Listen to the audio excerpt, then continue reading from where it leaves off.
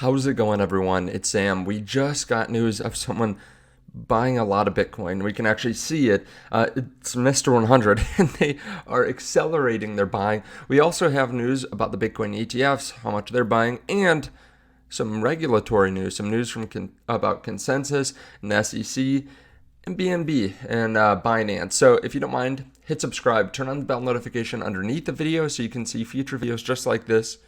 If you are interested in trading, there is a link to CoinW underneath the video where you can get set up in just a few seconds. There's no KYC. You don't need a VPN. You can deposit and trade hundreds of different assets. And they're also doing a big airdrop right now. For another 8 days, you can get in on this jungle token airdrop. And they told me they're going to do more of these after this one as well. There's also a link to Margex where you can trade cryptocurrency using leverage, and you can use all different forms of collateral. So if you want to trade Bitcoin, you can use Solana as collateral, you can use Bitcoin, you can use USDC, you can use Caspa. So it's pretty cool because then if Bitcoin goes up, but let's say Caspa goes up even more and you're using Caspa as your collateral, you can make a lot of money, like more than you would normally. And there's also this hamster airdrop that they're doing. So if you want to check this out, both of the links are underneath the video. Now, SEC sues Consensus for operating as an unregistered security broker through MetaMask. Okay, SEC continues to shoot themselves in the foot. In my opinion, I don't think anyone is really pissed off about MetaMask or Consensus. So maybe they're trying to protect people. I don't know. It just seems like it's pretty worthless. Like the companies they're going after are the best companies in the space. They are. They're the best ones creating the best products. So why go after them? Right? Why go after Coinbase? Why go after Consensus? Why go after Kraken? Like, go after the people that are actually causing issues. Okay? SEC sues Consensus claiming its MetaMask product to be an unregistered securities broker. SEC under Gensler won't slow down through election. Crypto lawyers expect additional industry actions. Zero accountability for regulatory bodies. Okay, and yeah, if it's one hot wallet, it's all of them.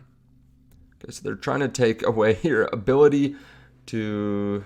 Well, I don't want to say take it away because they want everything to be on the up and up, supposedly. But in the meantime, it would really hamper people's ability to use all hot wallets.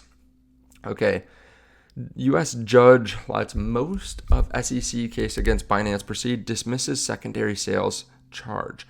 Let's talk about this, but first I just want to say one other thing. If you're going to Bitcoin Nashville, there's a link underneath the video where you can get 10% off tickets, and then you can get an additional 21% off if you use Bitcoin. So you get an extra 10% off with my code. If you want to check that out, I do appreciate it. Now, in a late Friday order, Judge Jackson of the District Court for the District of Columbia ruled the SEC's charges against Binance for the initial coin offering and ongoing sales of BNB Vault, staking services failure to register, and fraud charges can proceed.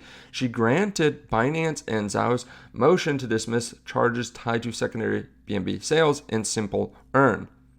The SEC sued Binance CZ last summer, alleging exchanges were were basically an unregistered broker trading and clearinghouse services in the U.S. for unregistered digital asset securities. So I do think this is a bit of a win because they did dismiss the secondary sales charge. So I think that is positive, but this is going to continue. This lawsuit is not done. I see some people commenting about how, well, they say that they dismissed the SEC's claim about the secondary sale, but they don't go on to say that the rest of the stuff is still on the table. Now let's get to the fun stuff. Dell CEO Michael Dell posts poll asking what is the most important thing with Bitcoin as an answer. So AI, Bitcoin, love and relationships, or none of the above. And so far, Bitcoin was the leader, which is pretty interesting. But as we've talked about over the last couple of weeks, Michael Dell is worth $100 billion. Has a lot of cash, has a business that is cash flowing. He might be buying Bitcoin. You know, who is buying Bitcoin? Mr. 100. Maybe Michael Dell is Mr. 100. Who knows? But as you can see here, started buying heavier about 5 days ago. Then you see 114, then 3 buys here. So, 315 or so. then a couple more buys, one buy, but then look at this, 200 there, and then just today, 200, 100, 200, 100, 100. So 700 Bitcoin, 420 million, no, $42 million, right? Just a huge amount of Bitcoin in one day, just swallowing up. And this is over less than an hour.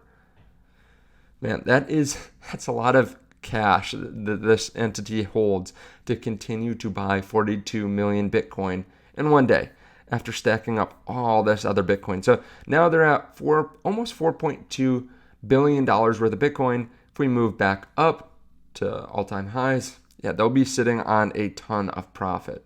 Just a lot of profit, over $2 billion of profit. Now, I want to hear your thoughts on all this underneath the video. Who do you think Mr. 100 is, or do you even care? I know we've talked about it before, but I'm curious. Bitcoin ETFs saw 73 million in inflows just yesterday, the fourth straight day of inflows. The bulls are back. Okay, so just keep in mind that the ETFs can change, and we don't know how much the inflows actually affect the price anymore with carry trades, but it is good to see inflows just in general, right? We'd rather see inflows than anything else, obviously. We want high trading volume. We want entities to be interested in the volatility. And I think that's going to continue. We got good PCE numbers yesterday. They came in right at expectations. We got good CPI and PPI earlier this month. We have earnings coming up soon too. Okay, we have earnings coming up, which is quite interesting. Maybe someone's going to have bought Bitcoin, especially with the Bitcoin ETFs being out for a little bit now. Maybe there's some entity buying Bitcoin. Keep in mind too, 45 days, I think it's 45 days after the end of this quarter, we have the next bit of 13F filings where entities are going to start saying, yeah, we bought this much Bitcoin or we sold this much Bitcoin. And that was a big event about 45 days ago, right? So 45 days from now, that could be quite bullish as well. Of course, there's a lot going on in between now and then. So just be ready. Keep your head on a swivel. Make sure you have your tap dancing shoes on. If you do want 10% off on those tickets to Bitcoin Nashville, you can check out the link underneath the video. There are also the links to CoinW and to Margex. Thank you so much. I really do appreciate it. I will see you all in the next video.